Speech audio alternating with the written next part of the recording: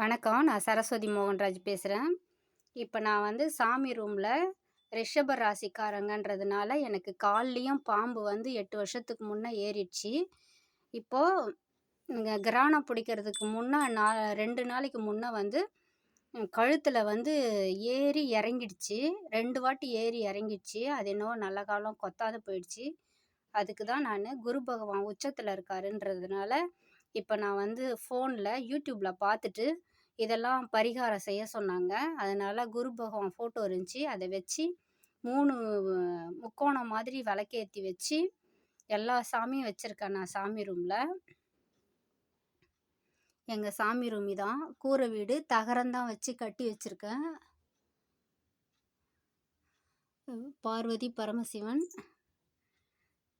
இப்போ இதுக்கு நான் சாப்பாடு செஞ்சு வச்சு ஓம் க்ரீம் பிரகஸ்பதியாய நமகன்னு சொல்லிட்டு கும்பிட சொன்னாங்க. வியாழக்கிழமை அதனால் கும்பிட ஆரம்பிச்சிருக்கேன். அந்த மாதிரி நீங்களும் கும்பிடுங்க, பயன் பெறுங்க, குரு பகவானோட பயனை பெறுங்க.